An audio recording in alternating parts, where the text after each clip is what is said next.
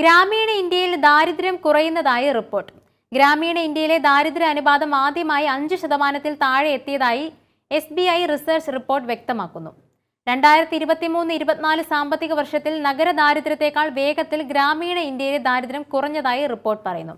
2024 രാജ്യത്തെ ദാരിദ്ര്യ നിരക്ക് 5% താഴെയായി കുറഞ്ഞതോടെ കടുത്ത ദാരിദ്ര്യ നിരക്ക് ഏതാണ്ട് കുറഞ്ഞതായും റിപ്പോർട്ടിൽ പറയുന്നു. 2024 സാമ്പത്തിക വർഷത്തിൽ ഗ്രാമീണ ദാരിദ്ര്യം 4.86% താഴ്ന്നത്.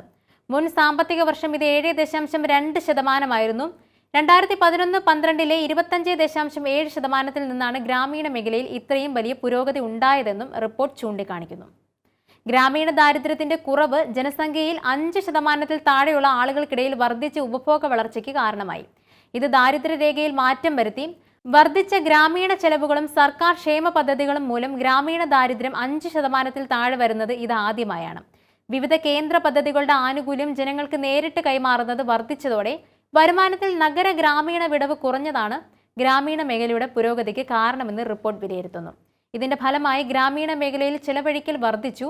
ഇത് ഗ്രാമീണ മേഖലയുടെ ഉണർവിന് കരുത്ത് പകർന്നതായും റിപ്പോർട്ട് ചൂണ്ടിക്കാണിക്കുന്നു. 2024 സാമ്പത്തിക വർഷത്തിൽ നഗരപ്രദേശങ്ങളിൽ ദാരിദ്ര്യം 4.09% കുറഞ്ഞു. മുൻ സാമ്പത്തിക വർഷം ഇത് 4.6%.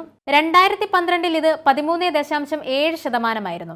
മൊത്തത്തിൽ ഇന്ത്യയുടെ ദാരിദ്ര്യ നിരക്ക് ഇപ്പോൾ 4 മുതൽ 4.5% കണക്കാക്കപ്പെടുന്നു. 2023-24 ഗ്രാമീണ നഗര ഉപഭോക്താ അന്തരം 69.7% കുറഞ്ഞു. മുൻ വർഷം 71.2%, ഒരു ദശകം മുമ്പ് ഇത് 83.9%. 2021 സെൻസസ് പൂർത്തിയാവുകയും പുതിയ ഗ്രാമീണ നഗര ജനസംഖ്യാ കണക്കുകൾ പുറത്തുവരികയും ചെയ്തു കഴിഞ്ഞാൽ ഈ സംഖ്യയിൽ നേരിയ മാറ്റമുണ്ടാകാൻ സാധ്യതയുണ്ട്. നഗര ദാരിദ്ര്യം ഇനിയും കുറയുമെന്നാണ് സൂചന. മൊത്തത്തിലുള്ള ഇന്ത്യയിലെ ദാരിദ്ര്യ നിരക്ക് ഇപ്പോൾ 4 മുതൽ 4.5% പരിധിയിലായിരിക്കാം. കടുത്ത ദാരിദ്ര്യം ഏതാണ്ട് ഏറ്റവും കുറഞ്ഞ നിരക്കിലാകുമെന്നും SBIയുടെ റിസർച്ച് റിപ്പോർട്ട് വ്യക്തമാക്കുന്നു. അടിസ്ഥാന സൗകര്യങ്ങളുടെ വികസനം കൂടുതൽ നഗരങ്ങൾ സൃഷ്ടിക്കുന്നതിലേക്ക് നയിക്കുന്നുണ്ട്. ഇത് ഗ്രാമ-നഗര പ്രദേശങ്ങൾ തമ്മിലുള്ള അന്തരം കുറയ്ക്കുന്നതിനും ഗ്രാമീണ മേഖലയിലെ വരുമാന അസമത്വം കുറയ്ക്കുന്നതിനും കാരണമായെന്നും റിപ്പോർട്ട് പറയുന്നു.